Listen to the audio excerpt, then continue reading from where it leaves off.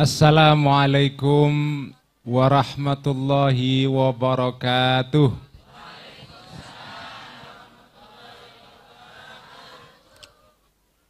Bismillahirrahmanirrahim.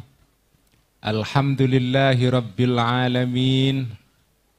Wassalatu wassalamu ala ashrafil mursalin Sayyidina wa habibina wa maulana Muhammadin wa ala alihi wa ashabihi wa man tabi'ahum bi ihsanin ila yaumiddin.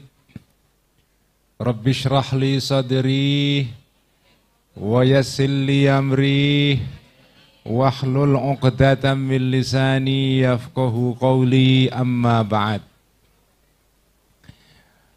Para hadirin, para hadirat, nahdiyin, nahdiyat, facebookiyin, facebookiyat, youtubiyin, youtubiyat, tiktokiyin, tiktokiyat.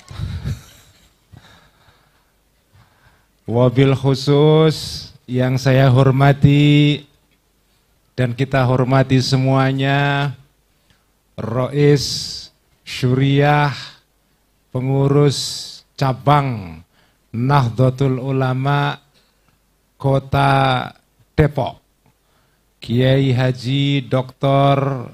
Damanhuri.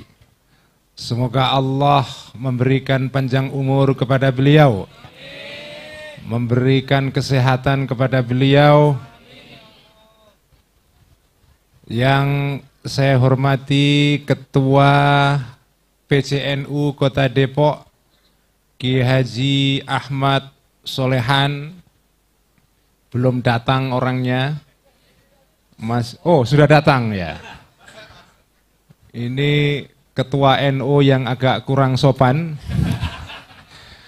karena pengurus PBNU sudah datang, pengurus cabangnya baru datang. Akan saya mintakan untuk diterbitkan surat peringatan nanti. Yang saya hormati, monggo. Yang saya hormati Ketua Gerakan Pemuda Ansor Kota Depok, Haji Kahfi. Haji Kahfi. Yang saya hormati Ketua Pengurus Ranting Nahdlatul Ulama Kelurahan, apa namanya ini? Sawah Baru. Oh, Sawahan ya. Oh, Sawangan. Sawangan Baru ya. Bapak atau Mas Diki Mubarok ya. Rois Syuriah Ranting Sawangan Baru, Haji Endang Wijaya. Wah, ini luar biasa, Ranting Sawangan Baru mengadakan acara Maulid Nabi Muhammad Sallallahu Alaihi Wasallam yang dihadiri oleh 7 juta umat. Yang hadir cuma 300, tapi yang tidak hadir jin dan malaikatnya banyak. Ya, ada 7 juta insya Allah. Saya pertama-tama mengucapkan terima kasih, alhamdulillah bisa diberikan kesempatan untuk silaturahmi ke jamaah dan warga NU di Sawangan Baru ini.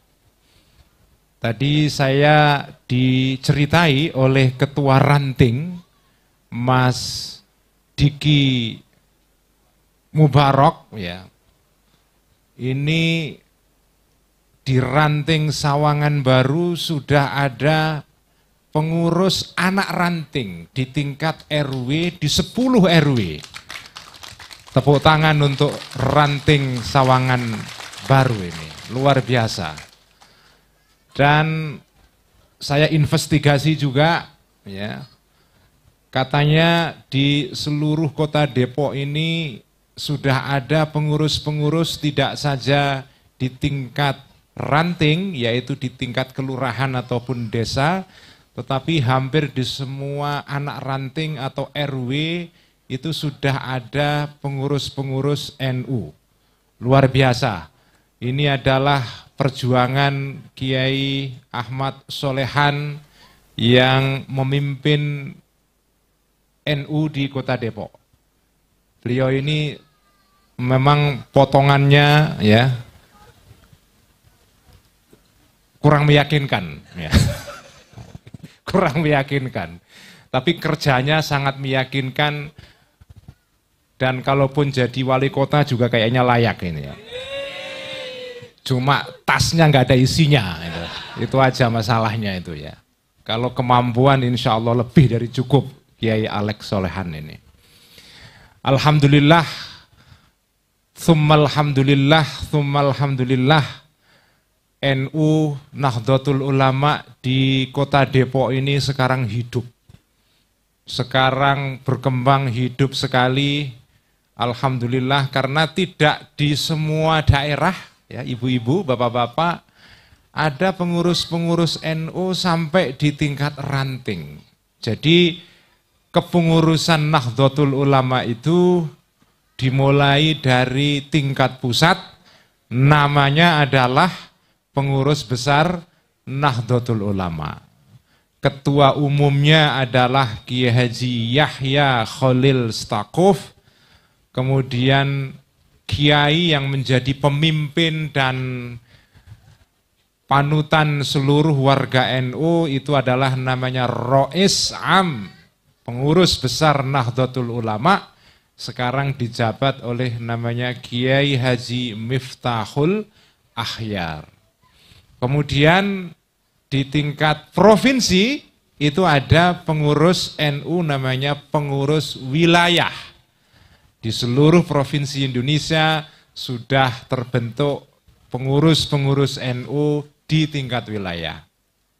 Kemudian di bawahnya ada pengurus NU di tingkat cabang, yaitu di tingkat kabupaten dan kota, termasuk di Kota Depok.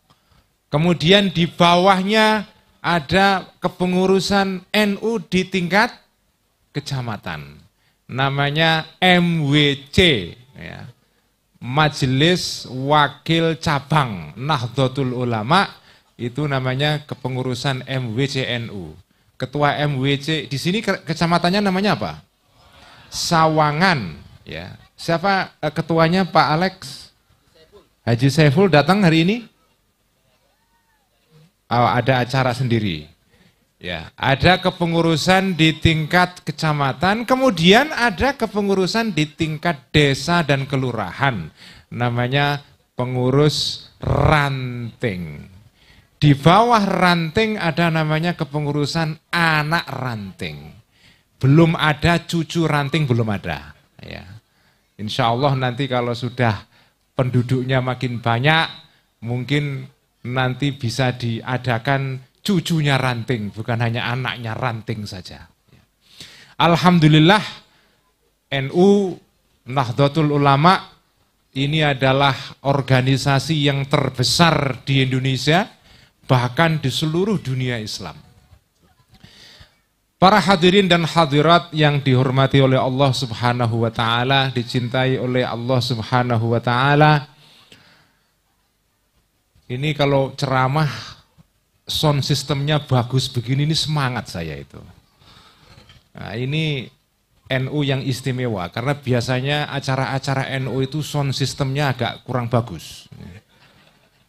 Ya, agak kurang bagus. Ini prestasi buat ranting Sawangan baru ini. Ini kalau bisa dipertahankan untuk setiap acara-acara maulid, ya, acara-acara seperti ini. NU itu kalau bikin acara, minimal itu sound sistemnya bagus. Sound sistemnya bagus, didengarkan itu enak. Jangan sampai bikin acara, waduh salonnya nggak karu-karuan itu ya. Gak karu-karuan. Itu tidak bagus itu. Karena Allah itu, Tuhan kita semua itu, Allah itu Tuhan yang maha indah. Allah itu maha indah. Innallaha jamilun. Allah itu maha indah dan yuhibbul jamal. Mencintai keindahan.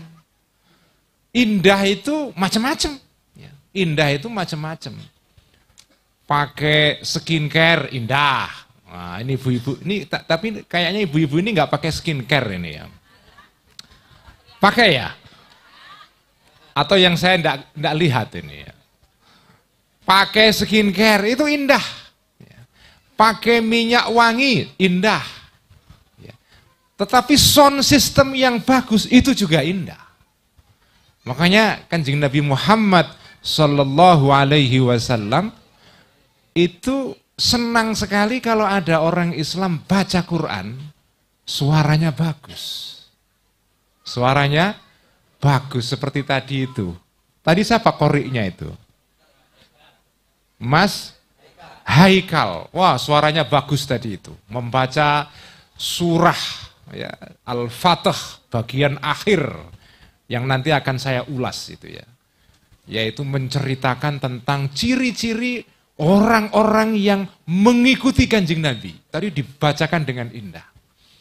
Jadi Kanjeng Nabi itu senang sekali kalau ada orang membaca Quran, sahabatnya membaca Quran, membacanya indah. Tidak boleh baca Quran itu sembarangan. Baca Quran itu tidak seperti baca kitab pada umumnya para ibu-ibu sekalian. Harus dengan suara yang indah. Dan dengan tajwid yang benar. Tajwid yang benar. Ini saya ingin berpesan kepada warga Nahdliyin Sawangan Baru. Kalau Anda semua ini mengaku, merasa sebagai warga Nahdliyin, ada syarat minimal.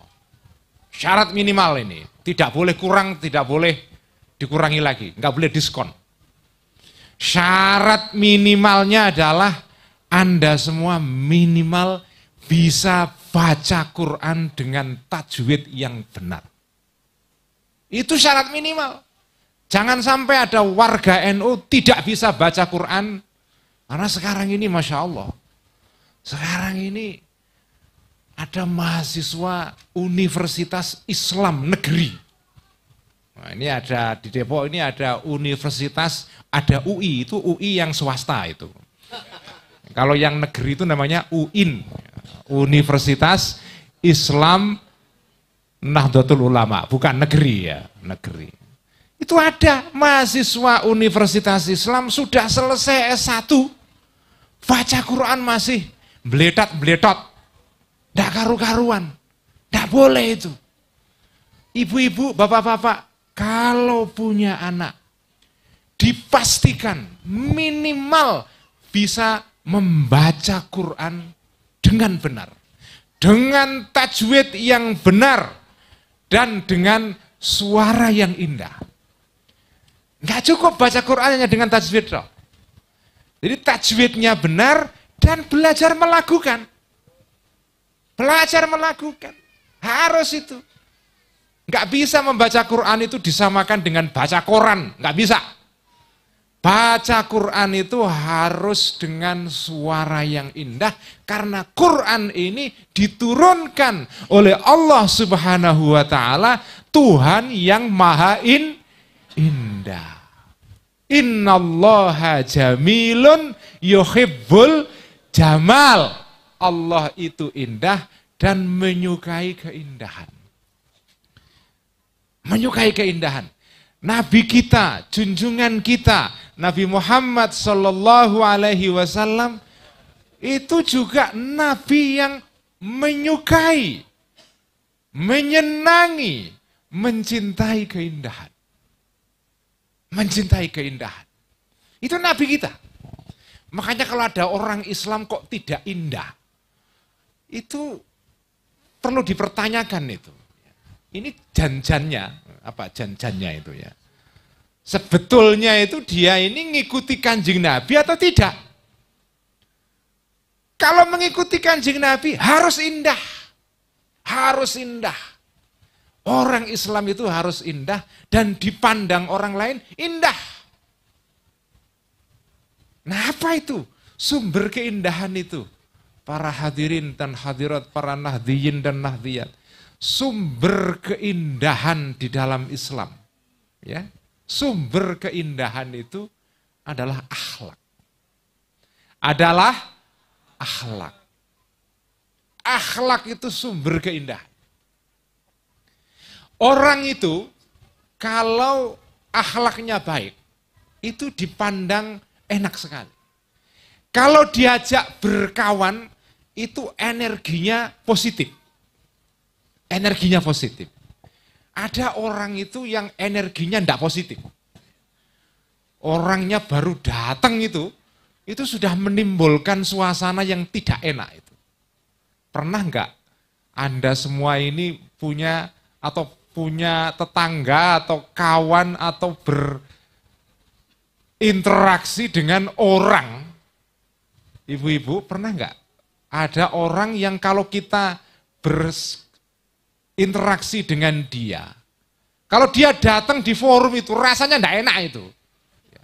Enggak enak itu ada enggak? Ada. Orang kalau datang itu enggak enak itu, mending enggak usah diundang. Kalau ada orang seperti ini, kalau ada acara tidak usah diundang. Kalau ada grup WhatsApp jangan di-add. Kalau bisa diusir saja. Itu ada orang seperti itu. Orang yang bahasa, kalau saya kan orang Jawa, bahasanya tuh nggateli itu ya. Apa nggateli itu? Bahasa Betawinya apa? Pokoknya tidak menyenangkan sama sekali. Ini orang yang tidak indah. Ini seperti speaker toa yang rusak itu. Orang yang seperti toa yang rusak itu tidak enak didengarkan itu. Tidak enak itu. Minimal itu ya sound system itu ya, ini apa mereknya ini? Bose ini ya? Apa? Huber.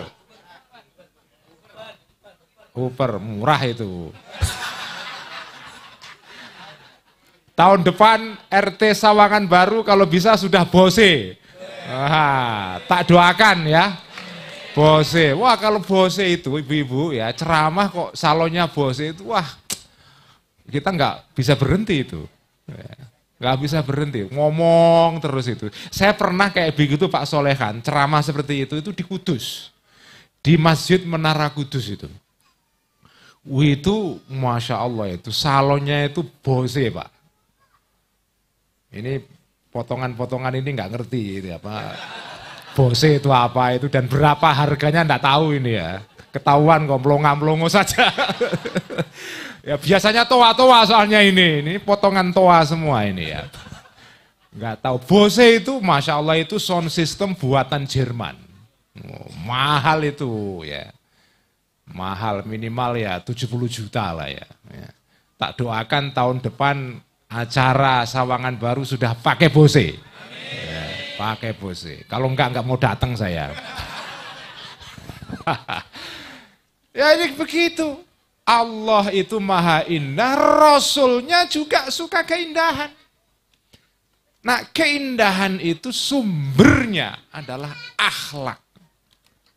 Sumbernya adalah akhlak. Orang itu kalau akhlaknya baik Bu, itu diajak berkawan itu enak banget. Tetangga juga enak. Kalau ada anggota RT atau RW kok akhlaknya bagus, itu ketuanya juga enak. Enak itu ngaturnya itu. Tapi kalau ini, mohon maaf ini saya cerita mengenai RT saya. RW saya itu ada, nggak usah saya ceritakan kelurahan mana, nanti sampai cari di Google bahaya itu. Pokoknya di kelurahan saya, ya itu ada warga itu. Itu Masya Allah, kalau diajak iuran ya susah. Ada pembangunan jalan itu loh ya. Itu apa protes ini itu. Padahal yang bangun juga pemerintah daerah itu ya. Rumahnya itu depan rumahnya mau dicor itu kan. Itu protes, nanti kalau dicor jalannya naik, nanti kalau hujan rumah saya kebanjiran, airnya naik, nanti gimana saya? Padahal gratisan loh. Gratisan dibangun jalannya oleh pemerintah daerah Bekasi, saya kasih isyarat Bekasi aja, nggak usah dicari mana kelurahannya ya. Sudah dibangunkan sama pemerintah daerah, dikasih cor-coran, masih dipersoalkan itu. Saya kepengen boleh dicor tapi harus digali tanahnya ke bawah. Supaya nanti kalau dicor itu nanti airnya tidak naik ke rumah saya. Itu ngotot dengan ketua RW-nya itu. Ini enggak enak, kalau punya warga kayak begini itu enggak enak itu. Enggak enak banget itu. Jadi akhlak itu Bapak Ibu sekalian itu sumber keindahan. Sumber keindahan.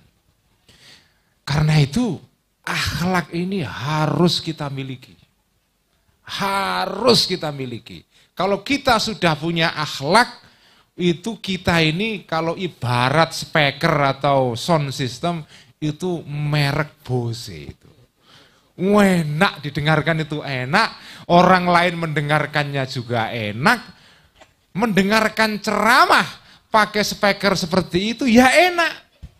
Enak, enggak ngantuk itu. Enggak ngantuk itu. Nah orang Islam itu harus begitu. Nah Kanjeng Nabi, junjungan kita Nabi Muhammad Sallallahu Alaihi Wasallam ini, itu orang yang enak diajak. Akhlaknya itu bagus sekali. Ya, makanya istri beliau Siti Aisyah radhiyallahu anha itu kalau ditanya gimana Kanjeng Nabi itu? Kanjeng Nabi itu karena khuluquhul Quran. Akhlaknya Kanjeng Nabi itu ya Quran itu. Kanjeng Nabi itu adalah Quran yang hidup. Quran yang hidup. Jadi tadi saya bilang warga NU itu minimal syaratnya adalah harus baca Quran dengan tajwid yang benar dan lagunya enak. Yang kedua, Anda semua harus kalau bisa usahakan menjadi Quran yang hidup. Seperti Kanjeng Nabi, kana khuluquhul Quran. Kanjeng Nabi ini akhlaknya itu Quran. Kanjeng Nabi ini para hadirin dan hadirat, itu Masya Allah, rumahnya itu tidak pernah sepi. Tidak pernah sepi. Kenapa? Karena orang-orang itu suka bertamu ke Kanjeng Nabi itu suka. Suka sekali itu. Ngobrol ya, makan-makan, rokok ya kalau sekarang ketika itu belum ada rokok ya. Rokokan di ruang tamunya Kanjeng Nabi itu senang banget. Senang banget. Ruang tamunya Kanjeng Nabi itu para bapak-bapak sekalian itu tidak pernah sepi. Open house setiap saat. Open house. Nah Kanjeng Nabi, para ibu-ibu sekalian, Kanjeng Nabi ini Masya Allah ini, Kanjeng Nabi ini orang yang hidupnya memilih sebagai orang miskin. Bukan karena kere, bukan. Kalau ibu-ibu ini kan kere ini kan. Kalau Kanjeng Nabi ini enggak. Orang yang memilih untuk miskin.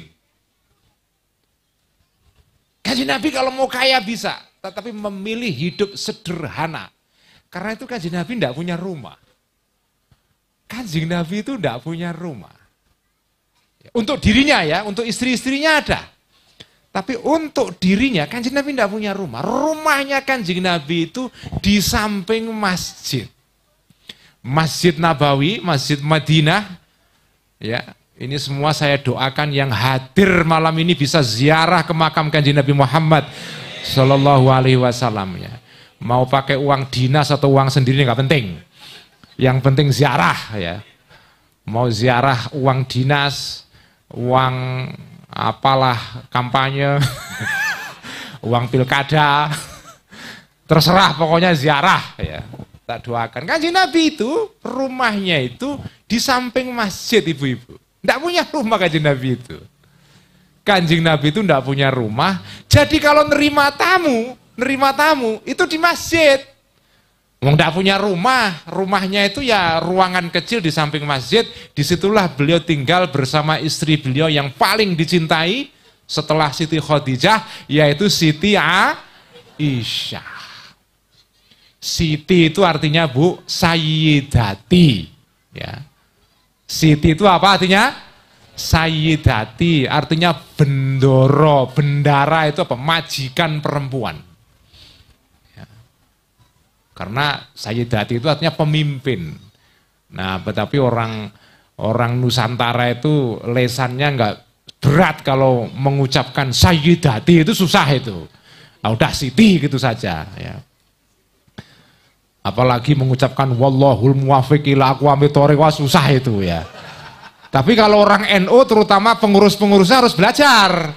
Ya, wallahul bukan muwaffiq loh ya. Wallahul muwaffiq ila aqwamit thoriq, jangan thoriq ya. Ya harus itu tajwidnya harus benar itu. Karena kalau tajwidnya salah maknanya juga keliru ya.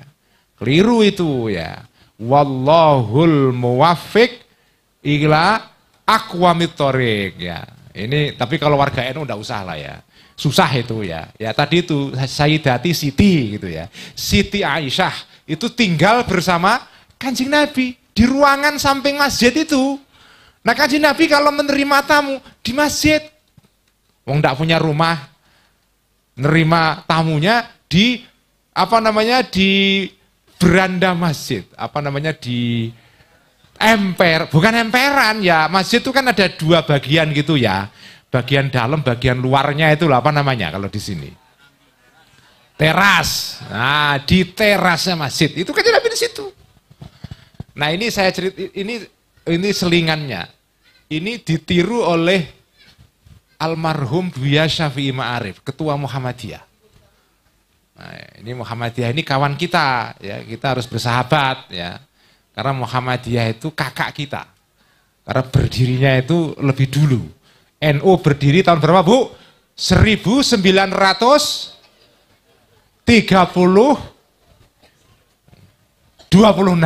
ya. Tahun 1926 itu NU berdirinya tahun itu. Kalau Muhammadiyah tahun 1912. Makanya Muhammadiyah itu kakaknya orang NU. Dan pendiri NU yaitu kakeknya Gus Dur namanya Hadratus Syekh. Hadratus Syekh itu kiai besar, itu julukan itu ya. Hadratus Syekh Kiai Hashim Asy'ari. Ini saya senang sekali Pak Solehan, pengajian yang di depan saya anak-anak ini. Ini masa depan NU di kota Depok cerah ini ya. Karena yang ikut pengajian anak-anak ini. Kalau yang pengajian NU kok tua-tua itu waduh menyedihkan itu. Berarti masa depan NU tinggal 10 tahun saja itu. Tapi kalau yang ikut pengajian kok anak-anak muda, apalagi anak-anak begini itu berarti harapannya masih panjang. Masih panjang. Kalau sudah yang ikut pengajian kok tua-tua ya BPJS-an semua apa namanya. Aduh itu harapannya apa ya tipis itu ya. Ya ini saya senang sekali itu. Senang sekali itu. Nah, Mbah Hashim itu pendiri NU kakeknya Gus Dur, itu kalau manggil pendirinya Muhammadiyah namanya Ki Haji Ahmad Dahlan, itu Mas. Ya, Mas Ahmad Dahlan. Mas manggilnya, ya karena memang dianggap lebih tua 2 tahun atau 3 tahun di atas Mbah Hashim Asy'ari. Nah 2 orang ini dulu belajarnya bareng-bareng di Mekah, gurunya sama, kiainya sama, ya, di Mekah sama-sama. Ya, Muhammadiyah dan NU itu sebetulnya tidak ada bedanya. Ya, ya bedanya NU lebih banyak anggotanya gitu saja. Ya. Ya, kalau Muhammadiyah kan sedikit ya, kalau NU lebih banyak. Kenapa lebih banyak? Ya karena kiai-kiainya itu mau belusuan ke desa-desa.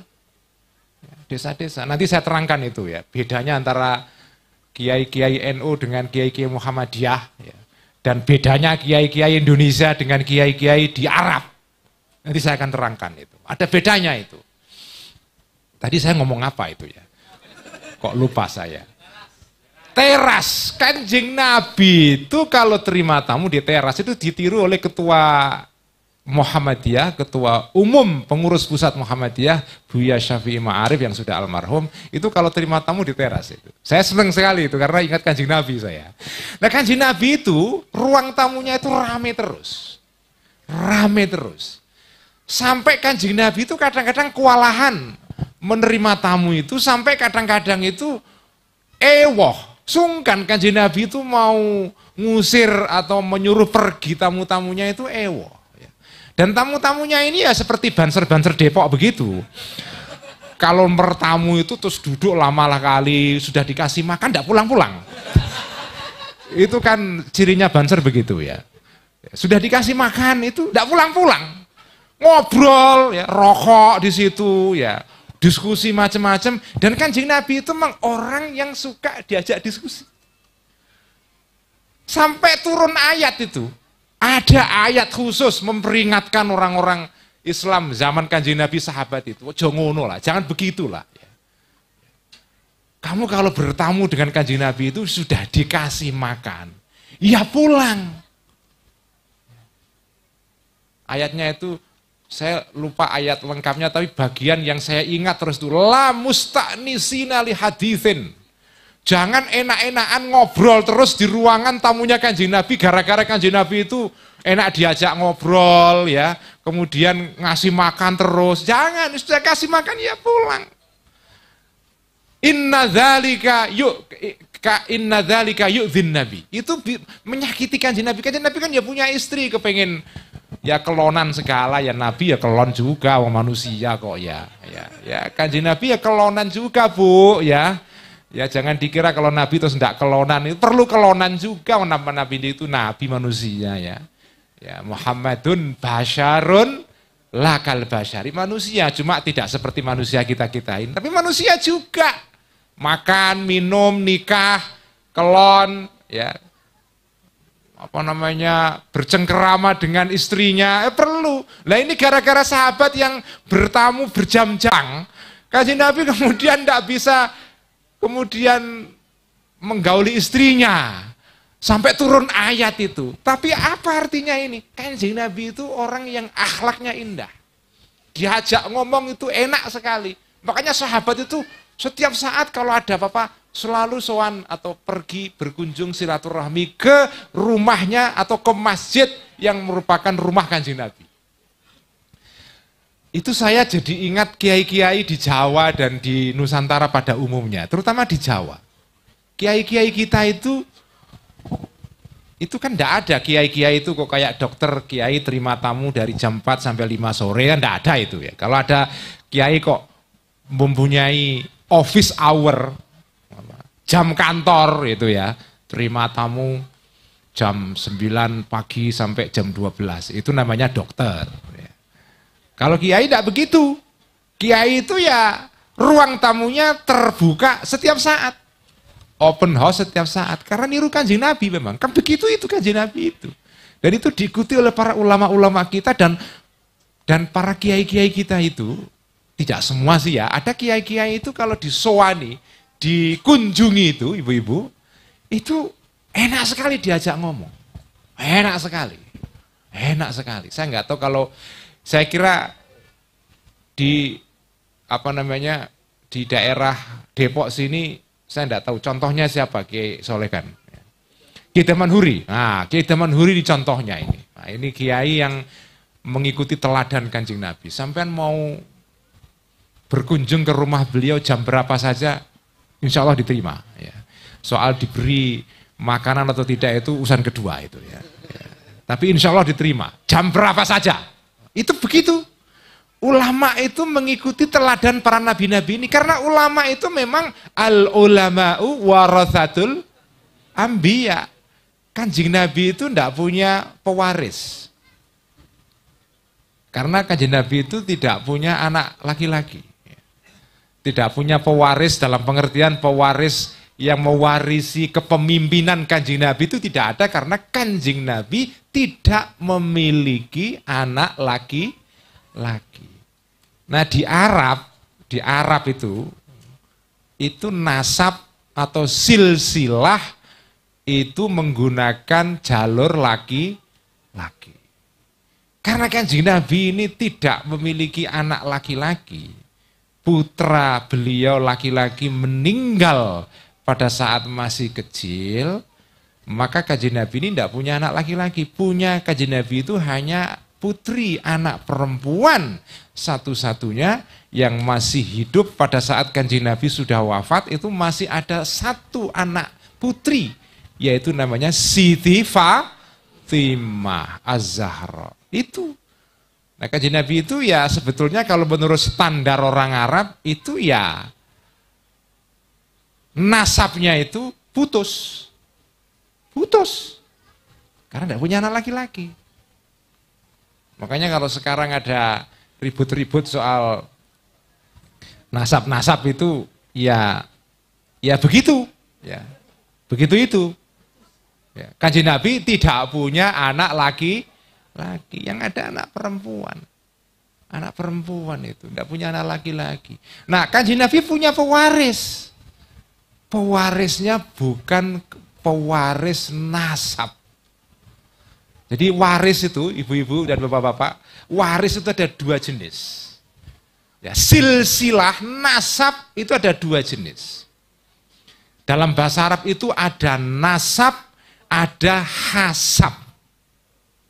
Apa? Ada nasab, ada hasab. Nasab itu artinya keturunan biologis, itu namanya nasab. Kalau hasab itu bukan keturunan biologis, tetapi keturunan dalam hal akhlak dan sifat-sifat. Tadi pagi saya ngikuti acara Maulid Nabi di Pusat Studi Quran PSQ yang didirikan oleh Profesor Quraish Shihab di mana? Di Pondok Cabe. Nah, di sana saya mendengarkan ceramah Gus Bahak dan Profesor Quraish Shihab. Nah, saya mau menceritakan apa yang dikatakan Profesor Quraish tadi pagi kepada ibu-ibu, ya, kepada bapak-bapak di sini. Profesor Quraish mengatakan begini, Ahlul Bait, keluarga Nabi, menurut tafsiran Profesor Quraish Shihab, itu adalah tidak sekedar ya, tidak sekedar orang-orang yang merupakan keturunan biologis Kanjeng Nabi yang disebut dengan nasab itu. Menurut Pak Quraish Shihab, Profesor Quraish Shihab adalah keluarga Nabi, Ahlul Bait itu adalah semua orang yang meneladani sifat-sifat Kanjeng Nabi. Namanya hasab. Kita semua di sini insya Allah termasuk keluarga Kanjeng Nabi. Insya Allah kita semua ini keluarga Kanjeng Nabi. Ya. Dalam pengertian apa Bu? Hasab. Jadi ada nasab, ada hasab.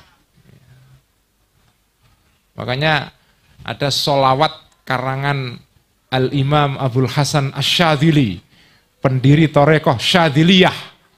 Ya, ada sholawat namanya sholawat Masyishiyah. Ada yang pernah dengar? Belum ya? Nah, itu perlu diketahui ya.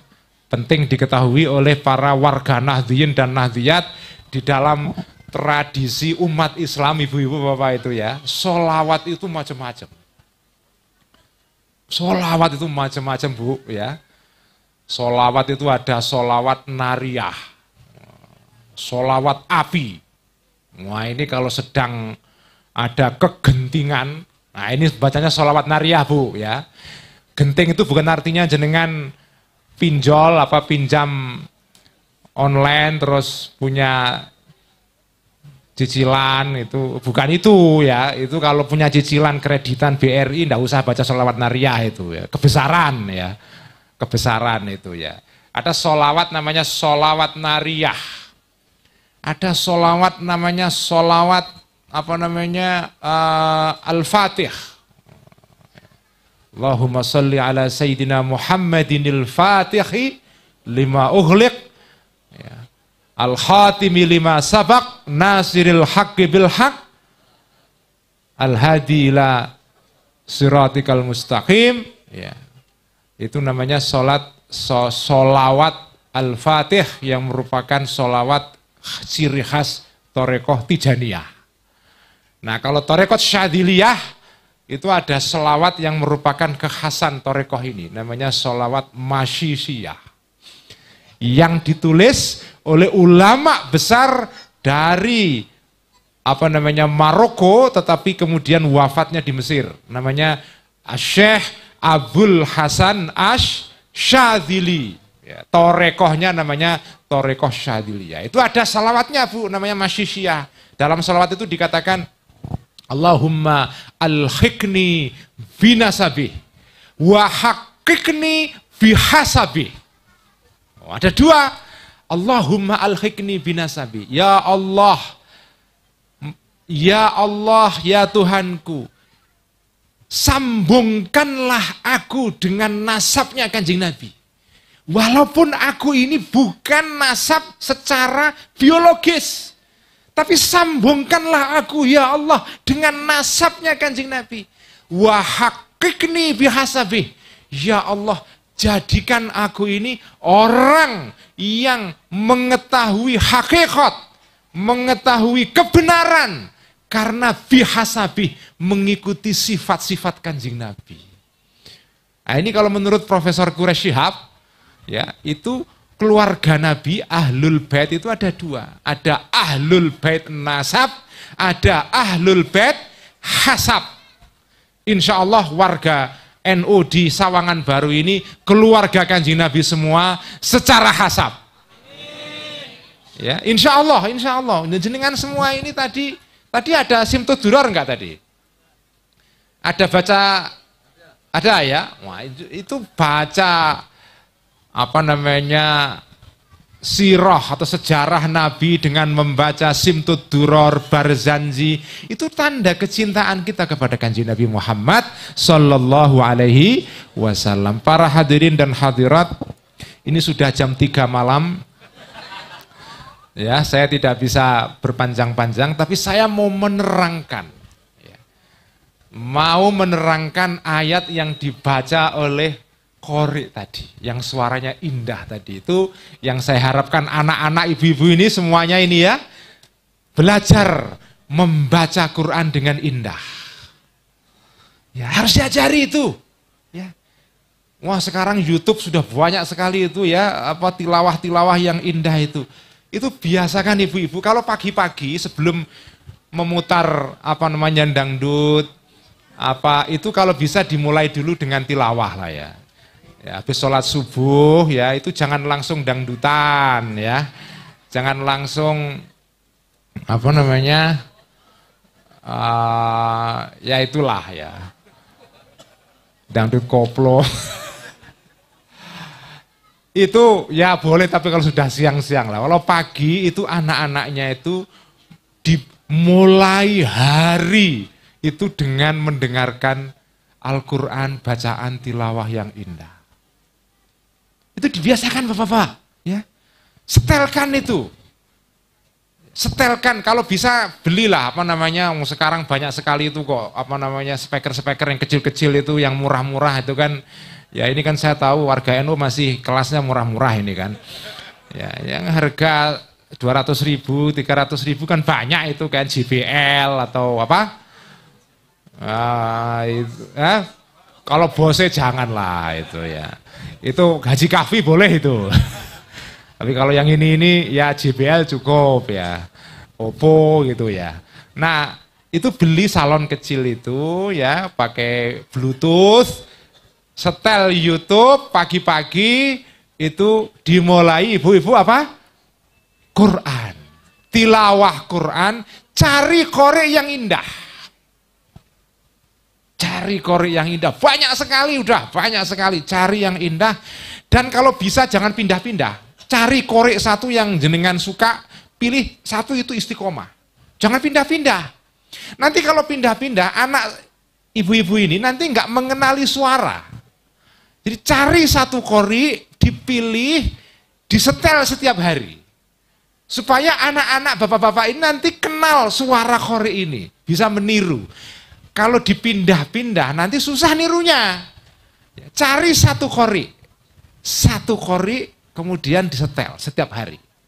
Ya pagi-pagi habis sholat subuh 5:30 ya, setengah jam aja lah diputar itu tilawah Quran.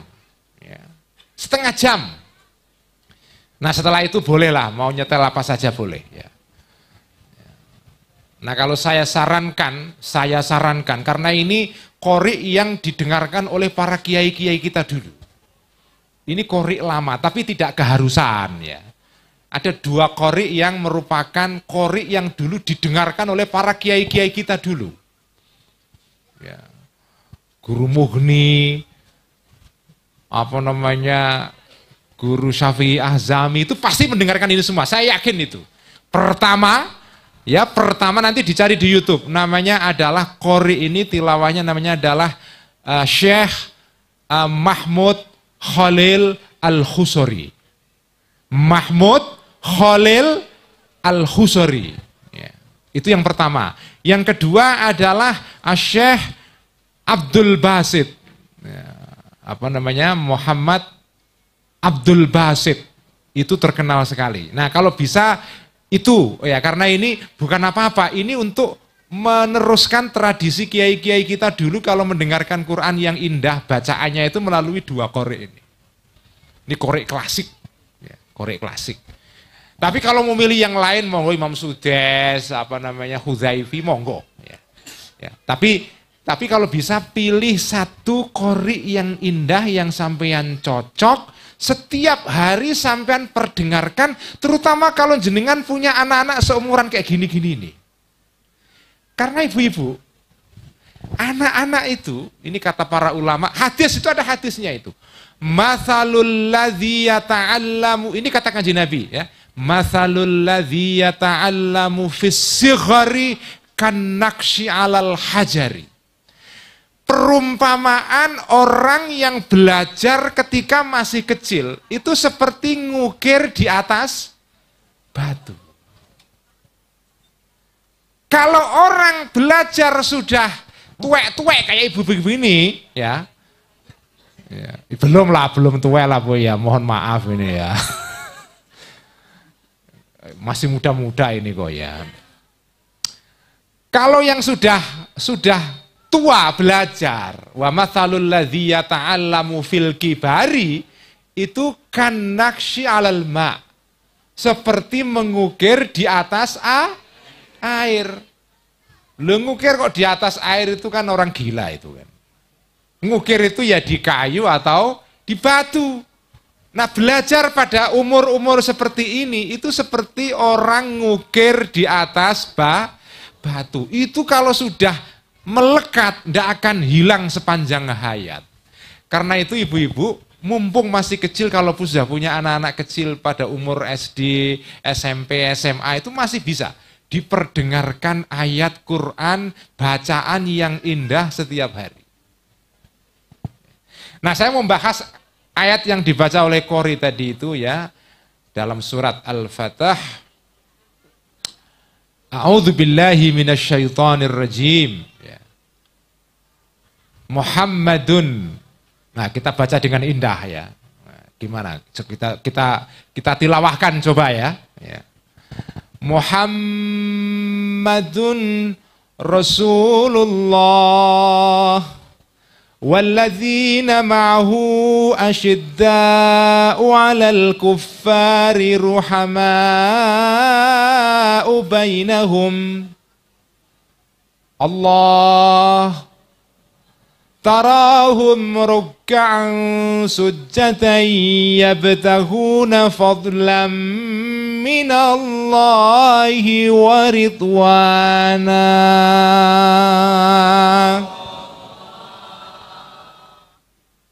سيماهم في وجوههم من أثر السجود.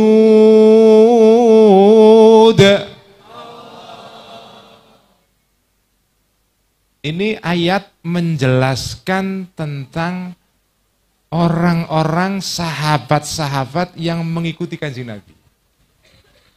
Muhammadun Rasulullah. Muhammad itu adalah utusan Allah. Walladzina ma'ahu. Orang-orang yang ada di sekitarnya Kanjeng Nabi, menurut ahli tafsir ada dua makna ini. Walladzina ma'ahu itu artinya sahabat-sahabat. Ya, karena sahabat itu ada di sekitar Nabi. Tetapi menurut tafsir yang lain, walladzina ma'ahu itu artinya adalah orang Islam seluruhnya. Termasuk kita-kita ini. Oh, kita-kita ini itu disebut di Quran, Bu. Disebut di Quran, Anda semua ini bangga enggak sampean ini? Disebut oleh Gusti Allah, walladzina ma'ahu asyidda'u 'alal kuffar. Orang-orang yang ada di sekitar Kanjeng Nabi itu, kalau berhadapan dengan orang-orang yang memusuhi agama. Kufar di sini tidak sekedar orang non-muslim, bukan. Orang yang memusuhi agama, asyidda'u 'alal kuffar. Bersikap tegas dan kokoh, tidak akan berubah sikapnya kalau berada di hadapan orang-orang yang memusuhi orang kafir. Tetapi kalau berhadapan sesama muslim, ruhama'u bainahum. Bersikap welas asih, kasih sayang. Jadi kalau sesama muslim itu kasih sayang. Walaupun ormasnya beda, ruhama'u bainahum. Partainya beda, ruhama'u bainahum. Pilihan pilkada beda, ya. Pilihan pilkada beda, pilihan pilkada beda, ruhama'u bainahum. Golongannya beda, ruhama'u bainahum. Penting sekali ini. Nggak boleh orang Islam itu saling membenci satu yang lain hanya karena beda pendapat, beda golongan, beda madhab, beda organisasi, beda partai, beda pilihan politik. Masya Allah, pilihan politik itu loh. Kok asyidda itu bersikap keras kepada orang-orang muslim yang beda pilihan politik. Masya Allah, bapak-bapak, ibu-ibu, Masya Allah. Ini kalau saya terangkan sampai subuh ini. Soal pilihan politik, beda pendapat, ini karena sejarahnya panjang. Dan kita punya ajaran khusus di dalam Ahlus Sunnah wal Jamaah tentang pilihan politik. Tapi nanti sajalah, saya diundang lagi tahun depan kalau salonnya sudah bose nanti ya. Nanti saya akan terangkan nanti ya. Supaya enak ceramahnya itu ya. Ya ini sudah enak, tapi kalau bose lebih enak lagi. Jadi begitu. Ruhama'u bainahum. Orang Islam itu tidak peduli golongannya apa, madhabnya apa, organisasinya apa, ruhama'u bainahum. Simahum fi wujuhihim min atharis sujud. Tanda-tandanya orang-orang yang mengikuti Kanjeng Nabi itu adalah wajahnya bersinar. Karena sering sujud, sering sholat, sering tahajud. Simahum fi wujuhihim min atharis sujud. Ya. Simahum fi wujuhihim min atharis sujud.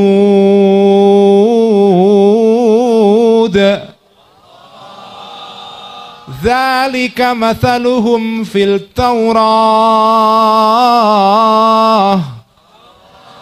Wa mathaluhum fil Injil. Wa mathaluhum fil Injili kazara'in akhraja syata'ahu fa'azarahu fastaghladha fastawa ala suqih. Fastawa ala suqihi yu'jibu az-zurra'a liyaghidha bihimul kuffar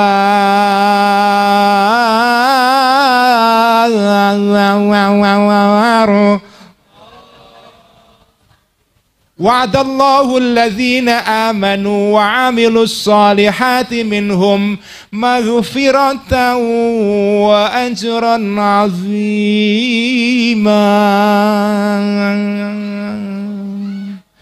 Suara saya tidak kalah dengan Qori tadi lah ya. Insya Allah tidak kalah lah. Ya begitu, harus indah baca Bu ya. Kalau bisa, kalau di rumah gitu sendirian, baca Quran sendirian di rumah indah. Ya. Belajar menirukan lagu-lagu yang kira-kira ibu bisa. Ya walaupun ibu suaranya jelek misalnya, ya tidak apa-apa. Ya kan di rumah nggak ada orang tahu kan. Ya. Coba meniru suara yang indah gitu kan.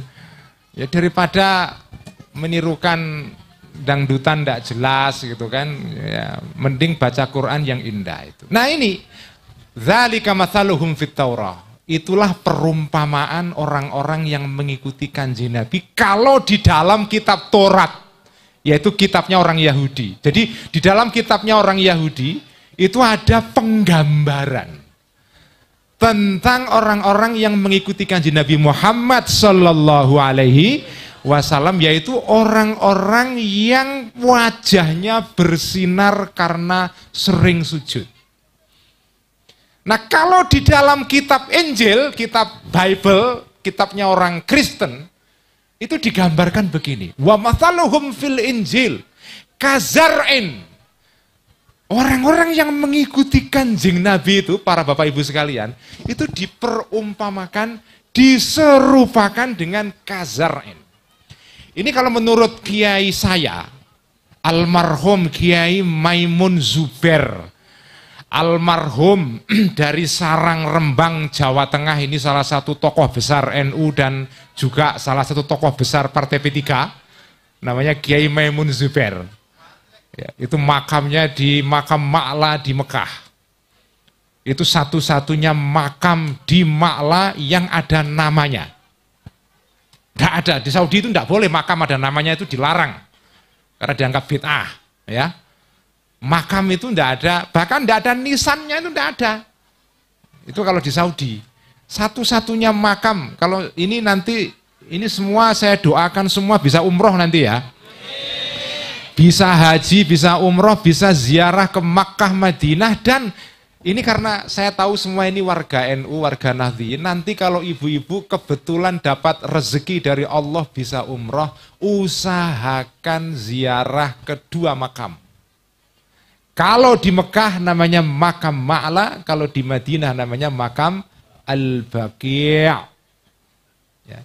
Harus ziarah itu. Ya. Harus ziarah. Ya. Orang NU kok nggak ziarah itu gimana? Ya. Orang NU itu cirinya ziarah kubur. Ya. Itu cirinya orang NU. Ini ciri penting sekali. Ya. Nah, jenengan harus ziarah ke Ma'la. Di sana ada makamnya Kiai Maimun Zubair. Satu-satunya makam yang ada namanya. Alasannya sederhana. Jadi saking banyaknya orang yang ziarah, orang Indonesia kalau pada umroh itu ini Pak. Ziarah ke makam Mbah Maimun. Sebetulnya tidak boleh oleh polisi-polisi itu, dilarang. Tapi karena datang terus, akhirnya mereka capek sendiri. Nah sudahlah, ngurusi orang Indonesia susah. Dibiarkan aja. Kemudian ya ziarah.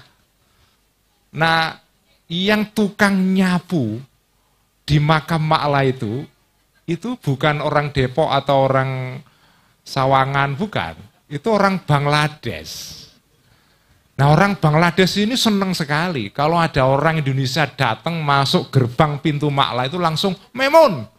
Langsung ngerti pasti ini pasti ziarah ke Mbah Maimun ini. Maimun gitu. Langsung diantar sampai ke kuburan itu. Nah, setelah itu ya minta komisi, ya, minta duit ya, lumayan lah 10 real, 15 real. Makanya orang Bangladesh itu lumayan itu dapat uang dari orang-orang ziarah Mbah Maimun. Makanya kalau nisannya Mbah Maimun itu diambil polisi, dikembalikan ke orang Bangladesh itu, kasih nama lagi. Wong itu sumber nafkah mereka. Nah, itu orang Bangladesh itu. Nah, Mbah Maimun itu ibu-ibu nafsiri kazar'in itu, ya, kazar'in. itu langsung diterjemahkan seperti padi. Karena di Arab itu tidak ada zar'un. Tidak ada. Zar'un itu artinya tanaman yang seperti padi, gandum, jagung gitu ya. Jadi ada benihnya, kemudian ketika benih itu tumbuh, itu mula-mula tangkainya kecil. Satu. Tapi dari satu muncul tangkai yang banyak. Di setiap tangkai nanti ada benih-benihnya banyak itu. Itu namanya zar'in. Kalau kurma itu bukan zar'un itu. Kurma itu bukan zar'un. Kurma, zaitun yang di Arab banyak sekali itu zar'un itu bukan. Itu namanya ghorsun. Itu namanya tanaman. Tapi kalau zar'un itu artinya adalah padi, gandum, jagung, sorghum, ya, itu namanya zar'un. Nah, Mbah Maimun menerjemahnya kazar'in itu seperti padi. Kazar'in akhraja syat'ahu. Pengikut Kanjeng Nabi itu para ibu-ibu sekalian, itu seperti padi yang tumbuh tadi itu, tangkai itu, batangnya itu. Kazar'in akhraja syat'ahu fa'azarahu. Tangkai-tangkai yang kecil ini itu saling menguatkan satu dengan yang lain. Kalau padi sendirian, Bapak Ibu sekalian, coba lihat. Apakah ada orang yang nanam padi hanya satu saja? Kalau ada petani kok nanam padi kok satu saja, itu ya perlu dibawa ke rumah sakit jiwa itu. Oh, nanam padi kok cuma satu. Edan itu namanya. Namanya nanam padi itu ya seluruh sawah. Itu namanya nanam padi.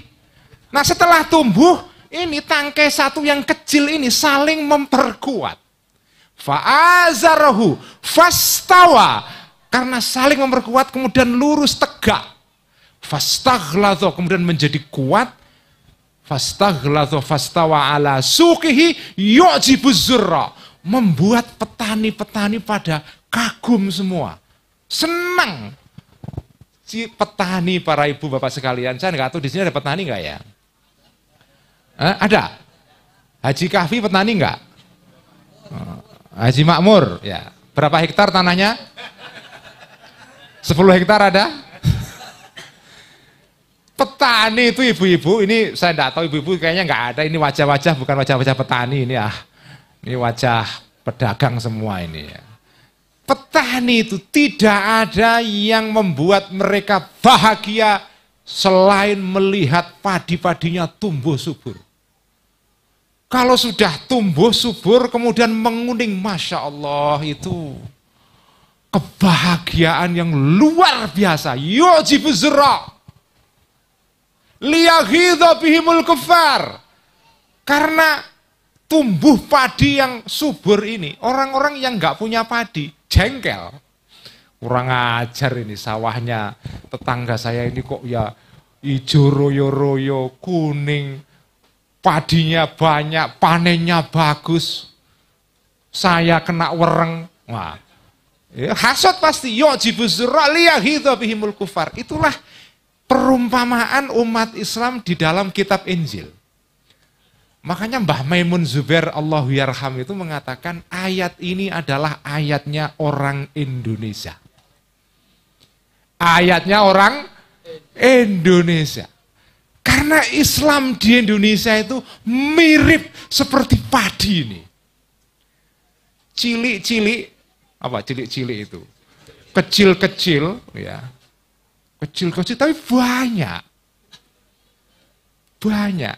Ini ayatnya orang NU ini, kecil-kecil ya, banyak di mana-mana. Ini ayatnya orang NU. Orang Islam Indonesia itu Masya Allah, banyak sekali dan makin tambah. Makin tambah, Alhamdulillah. Negara kita ini, negara yang jumlah muslimnya makin banyak, dan orang-orangnya makin soleh. Makin soleh. Sekarang ini ibu-ibu, ini kalau di daerah saya, di Jawa Tengah, sekolah negeri SD itu enggak laku itu. Itu kalau di Jawa Tengah. Jadi sekarang itu SD-SD negeri itu pada mengeluh. Sebagian gulung tikar, benar itu. Yang ramai sekarang ini madrasah dan pondok pesantren. Masya Allah, saya sendiri punya pondok pesantren di kampung dikelola oleh adik saya, itu nolak-nolak santri. Sekarang ini orang mondok itu Masya Allah ibu-ibu banyak sekali. Ya meskipun niatnya orang-orang memondokkan anak-anaknya ini ya kadang-kadang ya enggak benar. Enggak benar itu. Jadi ya ini orang Jakarta merasa dompetnya tebal, duitnya banyak, terus mengirim anaknya yang nakal ke pondok pesantren di kampung. Langsung ketemu kiainya, kiai ini saya bayar setahun kontan. Saya serahkan anak saya kepada kiai, diurus sebaik-baiknya. Jadi sudah kayak jual beli begitu.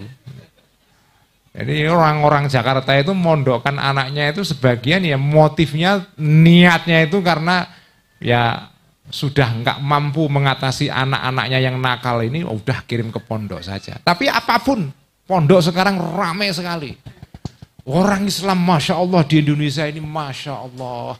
Itu seperti digambarkan di dalam ayat tadi itu. Kazar'in akhraja syat'ahu fa'azarahu fastaghlata fastawa ala suqihi yu'jibuz zurra. Indonesia ini sawahnya Islam. Indonesia ini sawahnya Islam. Kanjeng Nabi ini sebagai petani yang menanam Islam pertama, kalau lihat orang Indonesia pasti akan bahagia. Bahagia. Masya Allah orang Islam Indonesia itu Masya Allah. Kalau sampean, saya itu kalau umroh itu saya punya kesukaan, punya kegemaran Bu ya. Saya pergi ke toko-toko, bukan belanja ya. Bukan belanja, saya pergi ke toko-toko untuk survei.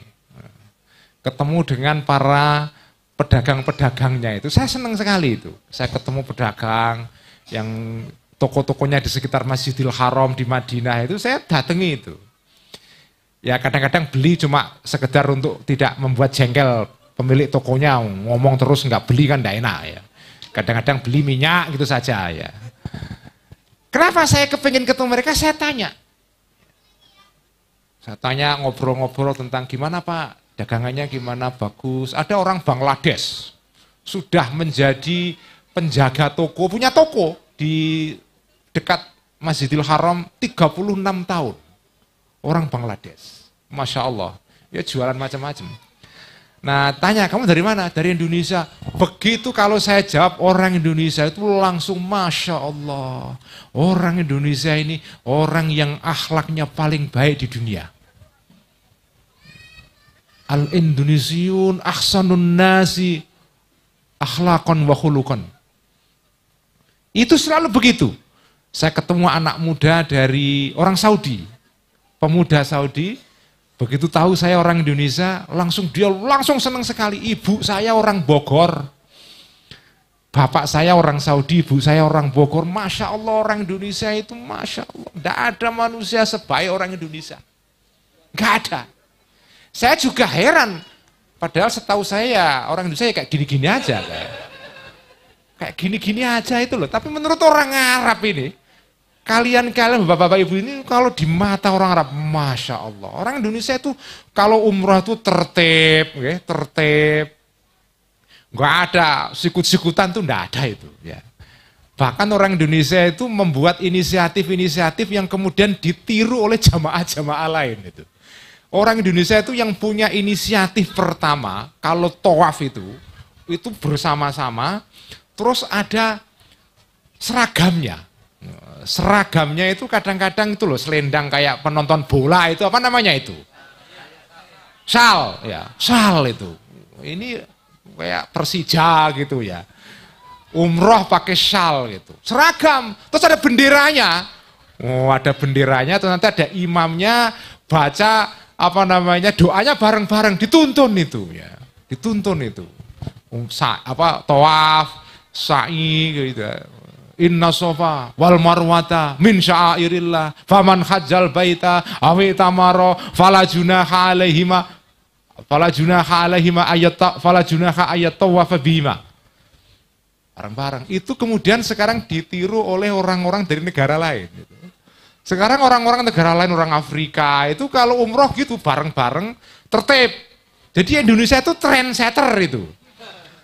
Trendsetter, bikin tren, bikin model yang ditiru karena tertib. Ini orang Indonesia, Bu. Nah kemudian saya mikir-mikir, ini kenapa orang Indonesia ini kok akhlaknya bagus-bagus ini. Setelah saya pikir-pikir, jawaban saya satu. Ayat tadi itu, kazar'in akhraja syat'ahu fa'azarahu fastagladha fastawa ala suki. Orang Islam Indonesia itu seperti padi sawah yang menghijau ini. Banyak sekali, tertib, subur. Nah kenapa Islam di Indonesia ini subur? Karena ulamanya itu mau turun ke bawah. Saya ini sudah keliling ke hampir semua negara Arab. Dan saya punya kesimpulan, Pak. Bedanya ulama Indonesia, termasuk ulama Sawangan besar ini, Sawangan baru ya, dengan ulama Arab itu satu. Ulama Indonesia itu mau turun ke bawah, ke desa-desa. Bahkan di Indonesia itu ulama besar itu bukan di kota, tetapi di desa. Yang di kota-kota itu yang sering masuk TV itu malah bukan ulama besar itu. Itu kadang-kadang ya ulama jadi-jadian saja itu. Ulama karena diulamakan oleh produser TV. Begitu. Tapi kalau ulama yang beneran di Indonesia itu tinggalnya di kampung-kampung. Makanya ulama-ulama NU, Nahdlatul Ulama, ibu-ibu itu tinggalnya yang besar-besar loh ya. Kalau yang di kantor PB itu yang kecil-kecil itu. Ya. Itu ulama kecil-kecil yang di kantor PB itu cuma administrator gitu saja. Ya. Pengurus. Yang ulama beneran NU itu ya di desa-desa. Kiai Damanhuri di Sawangan Baru. Ya. Nggak ada kok ulama besar kok tinggalnya di Tamrin, itu nggak ada itu. Jalan Sudirman nggak ada itu, nggak ada. Ya. Ulama kok tinggalnya di SCBD itu pengusaha minyak apa ulama itu? Ya, ya paling tinggalnya di Srengseng gitu kan. Apa namanya Cakung. Ujung Bahagia, tahu Ujung Bahagia itu? Itu daerah Bekasi yang paling ujung. Ya. Ujung yang nggak bahagia sebetulnya. Di pinggiran Bekasi itu. Kiai Nur Ali itu At-Taqwa, di ujung Bahagia, pinggiran Bekasi. Begitu, ulama-ulama kita itu tinggalnya di kampung-kampung. Beda dengan ulama Arab. Ulama Arab itu sebagian besar tinggalnya di kota-kota besar. Dari dulu sampai sekarang. Di Kairo, ibu kota Mesir. Di Damaskus, ibu kota Syria. Di Madinah, di Makkah, di Riyadh. Begitu. Di Yaman juga di kotanya. Ya, kalau Yaman agak sedikit mirip Indonesia. Di Tarim itu kampung itu. Ya. Karena memang Indonesia ini agak niru-niru Yaman memang. Ya. Niru soal ilmunya. Ya, ilmunya. Nah, ulama Indonesia itu tinggalnya di kampung-kampung, dekat dengan masyarakat. Mau menghadiri maulidan kayak begini ini mau. Itu ulama kita itu. Walaupun speakernya tua mau dia. Ya. Mau datang itu. Itu kiai-kiai kita itu begitu, Pak. Bukan di Menara Gading terus jauh dari masyarakat, enggak. Enggak sama sekali. Dan ulama kita itu Masya Allah, ulama kita itu walaupun alim gitu, masih mau ngajar anak-anak itu. Jadi kan tahu ada namanya kiai besar di Bekasi. Namanya Kiai Muhajirin Amsar. Yang punya pondok namanya An-Nida Al-Islami itu. Di Bekasi, kota. Ya. Kiai Muhajirin Amsar itu Masya Allah, alimnya luar biasa. Alimnya luar biasa, ngarang kitab dalam bahasa Arab. Salah satunya kitab judulnya Misbahul Zalam, syarah kitab hadis Bulughul Maram karangan Syekh Ibnu Hajar Al-Asqalani, disarai, diterangkan oleh orang Bekasi. Ya. Kalau Depok kebetulan tidak ada. Ya. Ini saya bangga sebagai orang Bekasi punya ulama ya, besar yang ngarang kitab. Ya. Namanya Kiai Muhajirin Amsar. Nah ini masih ngajar anak-anak begini mau, padahal alim sekali. Itulah ciri khas ulama kita. Itu yang membuat Islam di Indonesia itu kazar'in akhraja syat'ahu fa'azarahu fastaghladhu fastawa ala suqihi dan seterusnya tadi itu.